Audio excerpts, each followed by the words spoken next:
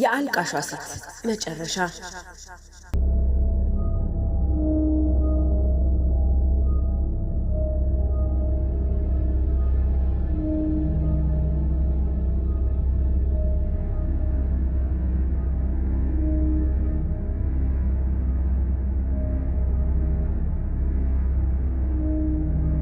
ኢልባቡር መቱ ከተማ ቆሎ ኮርማ የተባለው አካባቢ ነዋሪ የሆኑት መላኩ በቀለና ለምለም ቀና ለበርካታ ዓመታት በትዳር አብረው ቆይተዋል።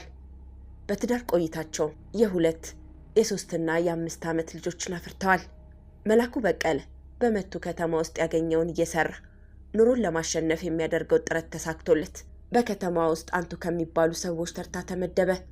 እያደር ግን የመላኩ የሥራ ስኬት ባልታሰበ ምክንያት እየቀዘቀዘ መጣ። በስራው ተፎካካሪ ያልተገኘለት ሰው አሁን ኪሳራ ውስጥ ገብቶ የሰው እጅ ማየት ጀመረ። 2 ጓደኞቹ የሱን ኪሳራ ውስጥ መግባት አይተው በቁብም ገንዘብ በማሰባሰብ እንደገና እንዲንሰራራ አደረጉት። መላኩ በቀለ እንደ ወትሮ የቀድሞ ቦታ ባይመለስ የሰው እጅ ከማየት ወጥቶ ራሱን ችሎ እየኖረና ቤተሰቦቹን ቀጥ አድርጎ እያስተዳደረ ነበር። ዛሬ በመላኩ በቀለ ህይወትና ቤተሰብ ኑሮ ውስጥ ትልቅ ለውጥ እንዲመጣና ወደ ቀድሞ ቦታ እንዲመለስ ካደረጉት ጓደኞቹ መካከል የ58 ዓመቱ የዚያው አካባቢ ነዋሪና የመላኩ ቤተሰብ የቅርብ ወዳጅ የሚጠቀስ ነው። የ58 ዓመቱ ግለሰብ የመላኩ ቤተሰብ ህይወት ውስጥ ትልቅ ቦታ ያለው ባለውለታ ነው። በተለይም የመላኩ ባለቤት ለምለም ቀና ለዚህ ውለታው ህይወቷን ሙሉ ብትከፍለው የማትችለውን ወረታ ግለሰቡ ጥሎባታል። ለምለም ቀና ለግለሰቡ ያላት አመለካከት ባለቤቷንና ቤተሰቦቿን በችግር ጊዜ ታደጋቸው፣ የክፉ ጊዜ ደራሽ በመሆኑ አክብሮቷ የተለየ ነበር።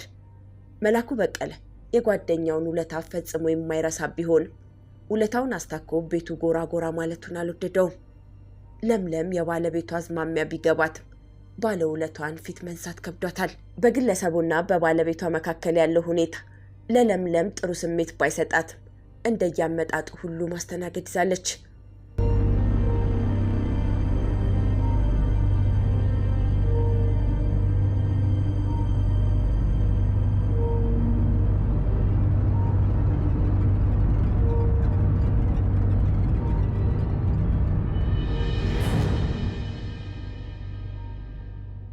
ነሐሴ 14 ቀን 2012 ዓ.ም የ58 ዓመቱ ግለሰብ በመላኩና በለምለም ቤተሰብ ህይወት ውስጥ ትልቅ አሻራ ያሳረፈው ሰው ሳይታሰብ በድንገተኛ ህመም ህይወቱ ማለፉ ተሰማ። የኢሉባቡር መቱ ከተማ ነዋሪዎች በግለሰቡ ድንገተኛ ህልፈት አዘኑ። ለተቸገረ ደራሽነቱን አስታውሰው አለቀሱ። ለምለም ቀና የግለሰቡ ሞት ክፉኛ ካሳዘናቸው መካከል ዋነኛ ሆና ተገኘች። በቀብሩ ዕለት ለያዝ ለገላጋይ አስቸገረች። ጓዴ የችግሬ ደራሽ ምን አገኘ እያለች አምርራ ለቀሰች። መላኩ ባለቤቱ ለምለም በለቅሶ ላይ ያሳየችው ነገር አልዋጥልህ ብሎታል። የቀባሪው ዓይን በሙሉ እሷን የሚመስሉታል። በእርግጥ ለሷ ቤተሰብና ለራሱ ያደረገለትን ውለታ ቢያውቅም ባለቤቱ ለምለም ያሳየችው የመረራ ሐዘን ከውለታው በላይ ሆኖበት ቅናት ይለበልበው ጀመር። ቀባሪው የቀብር ስነ ስርዓቱን ፈጽሞ ግብአተ መሬት ሲጠናቀቅ ሁሉም ሐዘንተኞች ተሰነባብተው ወደ ቤታቸው ሲመለሱ የቅርብ ዘመድና ጎረቤቶች ሐዘንተኞችን በሰው አጅበው ወደ ሰፈር ተመለሱ።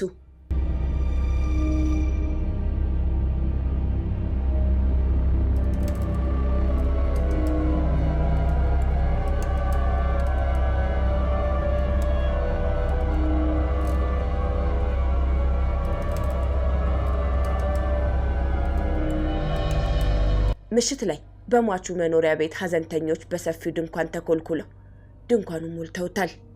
እዚህም እዚያም የተሰበሰቡት ሐዘንተኞች ጋቢያቸውን አፍንጫቸው ድረስ ተከናንበው ያውጋሉ። በእንደዚህ አይነት ሐዘን ወቅት በድንኳን ውስጥ የማይነሳ ወሬና የማይፈተፈት ጉዳይ የለም። የዛሬው መወያያና ያሉባልታ ወሬ መረማመጃ የሆነው የለምለም ቀና በለቅሶ ላይ ያሳየችው የመረራ ሐዘን ነበር። ከተጎጂው ቤተሰብ ብሳ ተገኘች ይላሉ ጥንድ ሆነው የተቀመጡት። ካደረጉላት ውለታ አንጻር ሲታይ ሲያንሳት ነው። ሌሎች ለለምለም ደጋፊ ሆነው ይናገራሉ። ክርክሩ ጦፏል። የለምለም አምረራ ማዘን ከፍተኛ ርዕስ ሆኗል። ብዙ ጊዜ ሐዘን ቤት የሚወራው ወሬ ሐዘንተኞችን እንዳያሳዝን በሹክሹክታ ቢሆንም ሐዘንተኛውን ለማረሳሳት የሚወራው ወሬ ቀልድና ፌዞች አንዳንዴ ፈርስተው በሌላው ህይወት ውስጥ ተሰንቅረው ሳንካ ይፈጥራሉ። መላኩ በቀለ ለቅሶ ቤት ማምሸት፣ ማጽናናት፣ ተሰብስቦ ማውጋት የተለመደ ባህል መሆኑን ቢያውቅም ለምለም ቀን ባሳየችው የመረረ ሐዘን ለቅሶ ቤት ውስጥ ባሻገር ተቀምጦ በሹክሹክታ የሚወራውን ወሬ ያዳምጣል። ድንገት ጨለማው እየከበደ ሲመጣ ሐዘንተኞች እየተሰናበቱ በሚወጡበት ሰዓት ማንንም ሳይሰናበት ወጣና ወደ አቅራቢያው ግሮሰሪ ገብቶ በላዩ መጠጡን ይደጋግም ጀመር። ምሽት ላይ መላኩ በቀለ የለቅሶ ቤቱ አሽሙር ንግግሮችን እያሰላሰለ ወደ ቤቱ አዘገመ።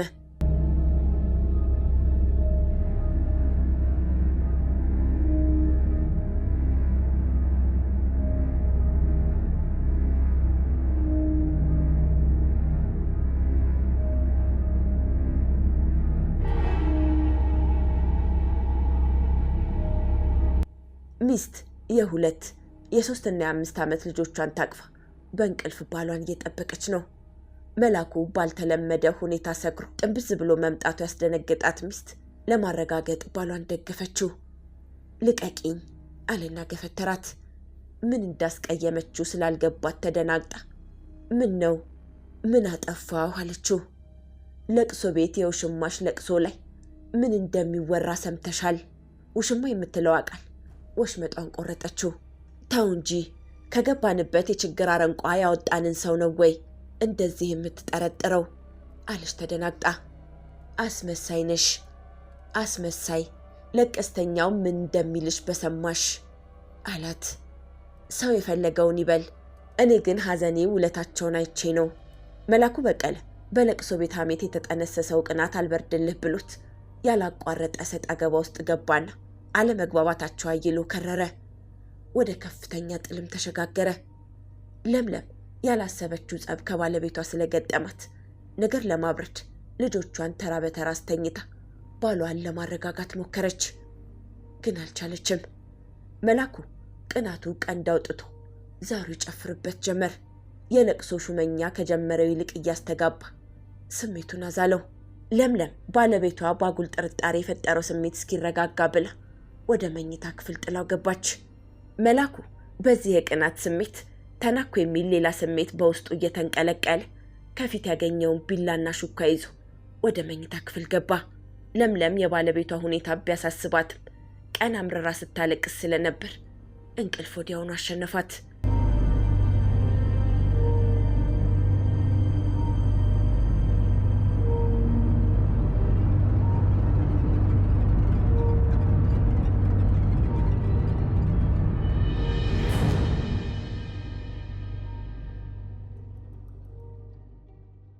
ለምለም እንዳንቀላፋች ባለቤቷ መላኩ ቅናት በጋለበው ፈረስ የ3 ልጆቹን እናት በቢላዋ በጩቤ የተለያዩ የሰውነት ክፍሏን ወቅቶ ከፍተኛ ጉዳት አደረሰባት። ለምለም ቀናም እንቅልፍ እንዳሸነፋት ለዘላለሙ አንቀላፋች። መላኩ በቀለ የህግ ባለቤቱንና የ3 ልጆቹን እናት ገድሎ ለፖሊስ እጁን መስጠቱን በአካባቢው ተወራ። ፖሊስ የተፈጸመውን የወንጀል ድርጊት ለማጣራት አስከሬኑን ለምርመራ ወደ ካርል ሪፈራል ሆስፒታል ላከ። ፖሊስ የምርመራ መዝገብ ላይ በሰውና በሕክምና የአስከሬን ምርመራውን አጣርቶ ለአቃቢ ህግ አስተላለፈ። የኢሉባቡር ዞን ከፍተኛ ፍርድ ቤትም ሰኔ 15 ቀን 2013 ዓ.ም ባስቻለው ችሎት ባልተጨበጠ ጥርጣሬ ትዳር አጋሩን በገደለው መላኩ በቀለ ላይ የ15 ዓመት እስራት ወስኗል።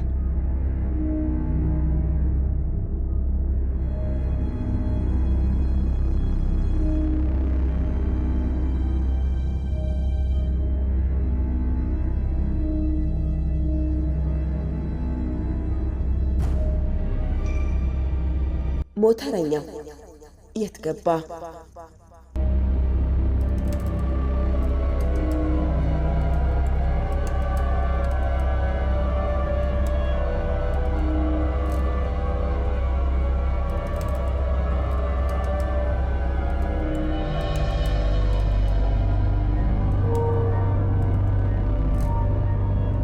በደቡብ ምዕራብ ሸዋ ዞን ቱሉ ቦሎ ከተማ የተወለደው የ40 ዓመት ጎልማሳ ቱሉ ቦሎ መተዳደሪያዬ ብሎ ለጉልምስና እድሜ እስኪበቃ ከተማዋ ሞቀኝ፣ በረደኝ፣ ከፋኝ፣ ደሳለኝ የሚሉትን ስሜቶች ስታስተናግድ አብሯት የስሜት ተቋዳሽ ሆኖ ኖሯል። ሞተረኛው ድሮ ተረፈ። ቱሉ ቦሎ ጅማ መስመር ባለው ትልቁ የአስፓልት መንገድ 40 ኪሎ ሜትር ላይ የተቆረቆረች ከተማ ናት። ከተማዋ ካላት የንግድ እንቅስቃሴና ለአዲስ አበባ ካላት ቅርበት የጎላ እድገት ባይታይባትም ቀስ በቀስ ግን እየሞቀች የደራ ከተማ ሆናለች። የ40 ዓመቱ ጎልማሳ ጥሪት ቆጥሮ አንቱ ባይባልም በሞተር ብስክሌቷ የዕለት እንጀራ አላጣባትም። በቋሚነት የሚንቀሳቀሰው ከቱሉ ቦሎ ከተማ ተነስቶ ወዳሉት አጎራባች ቀበሌዎች ነው።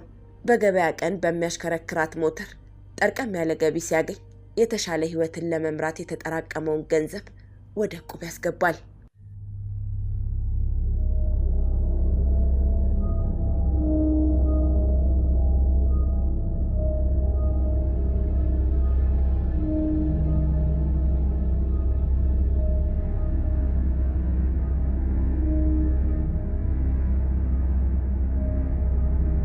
የ40 ዓመቱ ድሮ በጠዋት ተነስቶ የሞተር ብስክሌቱን ተራ እስኪደርሰው አቁሞታል። ሽብሩ በቀለና ሰጠኝ በቀለ የተባሉት ወንድማማቾች ከተቃራኒው ጎራ ተሰልፈዋል።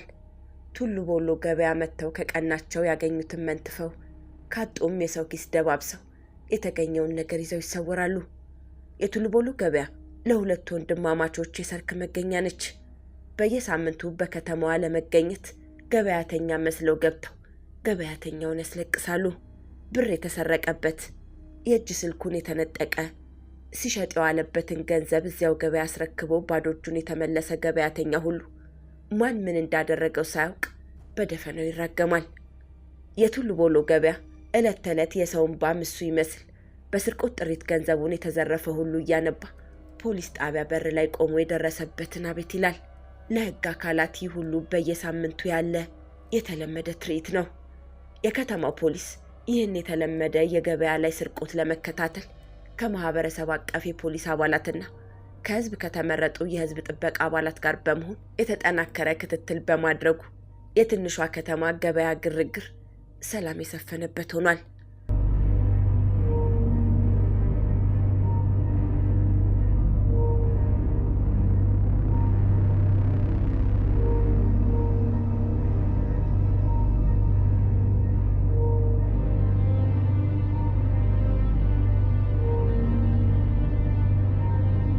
ሽብሩና ሰጠኝ የቱሉ ቦሎ ፖሊስ በከተማው የገበያ ቀን የሚያደርገው ጥበቃ ለስራቸው አመች አልነበረም።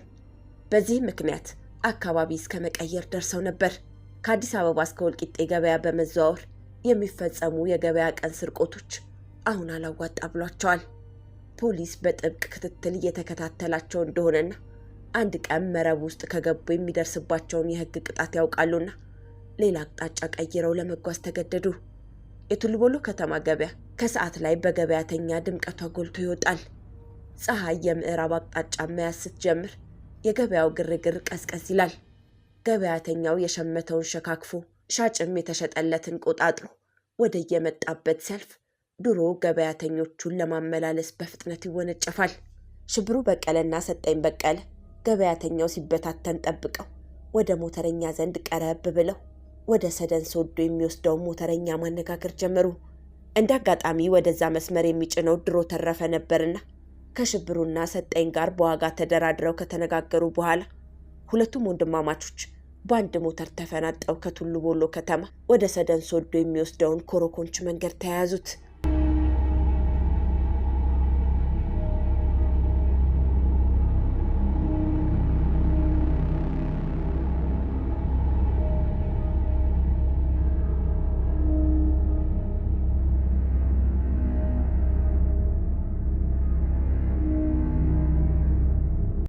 ፀሐይ ያደረቀው ኮሮኮንቻን መንገድ ላይ 3 ሰው አሳፍራ የምትሽከረከረው ሞተር ብስክሌት አቧራውን እያቦነነች አንድ ጫካ አካባቢ ስትደርስ ሽብሩ በቀለ የሞተር አሽከርካሪውን እንዲቆም ትዕዛዝ ሰጠው። የ40 ዓመቱ ጎልማሳ ድሮ ተረፈ የሚያሽከረክረውን ሞተር ፍጥነት ቀንሶ ምን ነው እሽንት ነው አለው። አዎ አቁምልን አለው ሽብሩ። ሞተረኛው ወደ ጥግ ሞተሩን አቆሙት። ፈጠን ፈጠን በሉ አለ የዛሬው ገበያ እንዳያመልጠው።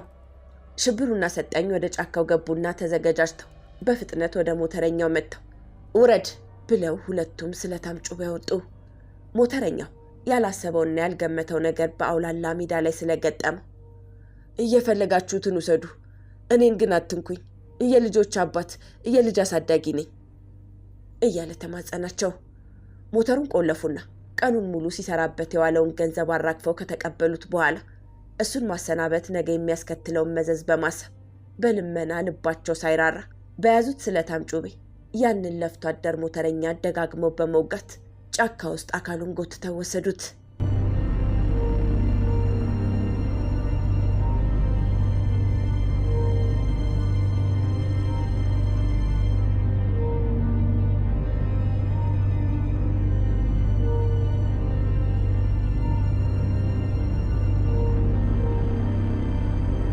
የቱሉ ቦሎ ገበያተኛ ተበታትኗል። ከተማዋም ማምሻውን ወደ ቀድሞ ህይወቷ ተመልሳለች። በከተማው የሚርመሰመሱት ባለሶስት እግር ባጃጆች፣ ሞተሮችና ጋሪዎች ሁሉ መምሸቱን ተከትለው ወደ ጎሯቸው ከትመዋል። የ40 ዓመቱ ድሮ ተረፈ ግን ሁሉም የሱ ጓደኞች ወደ ቤታቸው ሲገቡ እሱ ከሄደበት አልተመለሰም። ቤተሰቦቹ ያለ ወትሮ ማምሸቱ የጤና አልመሰላቸውምና የሚያውቁት ጓደኞቹ ጋር ደውለው ሁሉም ቀን አይተውት እንደነበር ወደ 11 ሰዓት ገደማ ግን 2 ሰዎችን አሳፍሮ ወደ ሰደን ሶዶ መሄዱን ለቤተሰቦቹ ተናገሩ። በነጋታው ይህ መረጃ ለፖሊስ ደረሰ። ፖሊስ የደረሰውን ጥቆማ መሰረት አድርጎ ክትትል ማድረግ ሲጀምር ከቱሉ ቦሎ ከተማ ተነስቶ ወደ ሰደን ሶዶ የሚወስደውን ኮሮኮንቻን መንገድ በመከተል የክትትል ስራው ተጠናከረ። እኩለ ቀን ላይ ጥር 22 ቀን 2012 ዓ.ም ከቱሉ ቦሎ ሰደን ሶዶ በሚወስደው በኮሮኮንቻን መንገድ አንድ ጫካ አካባቢ የፈሰሰ የሰው ደም ነጠብጣብ ታየ። ፖሊስ የፈሰሰውን የደም ነጠብጣብ ተከትሎ ትልቁ ጫካ ውስጥ ሲገባ ትኩስ የተቆፈረ አፈር ተመለከተ። አፈሩ አዲስ ከመሆኑ ባሻገር የተቆፈረው አፈር ተመልሶ ወደ ጉድጓድ መመለሱ ለፖሊስ የተለየ ፍንጭ ሰጠ። አዲስ የታየው አፈር ለፖሊሶች ትልቅ መረጃ ከመሆኑ ባሻገር የደም ነጠብጣብ ምሪት ደግሞ በትክክለኛው ሰው ተገድሎ ስለመቀበሩ የሚያሳይ ፍንጭ ነበር። ፖሊሶች የተወሰኑ አካባቢ ሰዎችን በመያዝ የተቆፈረውን አፈር በዶማና በአካፋ ቆፍረው ገለል ሲያደርጉ የ40 ዓመቱ ጎልማሳ በአፍንጫው ተደፍቶ ተቀብሯል። አካባቢው ወዲያው ተተረማመሰ። ማንነቱን ለማወቅ ሰው እርስ በርሱ ተጋፋ። የሟቹ ማንነት ብዙም አላስቸገረም። የሚያውቁት ጓደኞቹ ስሙን ጠርተው አለቀሱ። ያ ዝምተኛ ጫካ በለቅሶ ድምፅ አንዴ ታወከ።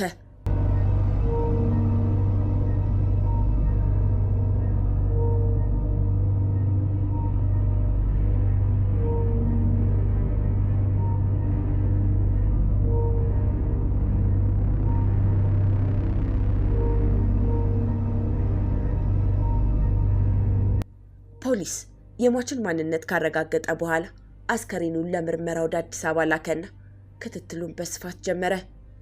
ፖሊስ የተጠናከረ ክትትል በሚያደርግበት ወቅት ሽብሩ በቀለና ሰጠኝ በቀለ ከሟች የዘረፉትን ሞተር ይዘው ወደሚያውቁትና ሞተር ብስክሌት እገዛለሁ ወዳላቸው አሸናፊ ለገሰ ወደ ተባለው ሰው አምርተው የዘረፉትን ሞተር ለመሸጥ ሲደራደሩ ፖሊስ በደረሰው መረጃ መሰረት ብዙ ሳይርቁና ብዙ ሳይጓዙ በቁጥጥር ስር አዋላቸው። ሁለቱ ወንድማማቾች የፈጸሙትን ድርጊት መርተው አሳዩ። ፖሊስም የምርመራ መዝገቡን በሰውና በሰነድ ማስረጃ እንዲሁም ከአስከሬን የምርመራ ውጤት ጋር በማጠናከር የምርመራ መዝገቡን አጠናቀቀ። አቃቢ ሕግ የተላከለትን የምርመራ መዝገብ ተመልክቶ በሁለቱ ወንድማማቾች ላይና በተባባሪያቸው ላይ ክስ መሰረተ። የክስ መዝገቡን ሲመረምር የነበረው የደቡብ ምዕራብ ሸዋ ዞን ከፍተኛ ፍርድ ቤት በሁለቱ ወንድማማቾች ሽብሩ በቀለና ሰጠኝ በቀለ ላይ በእያንዳንዳቸው 23 ዓመት እስራት፣ ተባባሪያቸው አሸናፊ ለገሰ በወንጀሉ ድርጊት ተሳታፊ ባይሆንም የተሰረቀ ዕቃ በመግዛቱ በ1 ዓመት ከ6 ወር እስራት እንዲቀጣ ወሰነ። የሞተረኛው መጨረሻ በአሳዛኝ ሁኔታ ተደመደመ። ለተሻለ ሕይወት ሲጣጣር በአጭር መንገድ ተሰናከለ።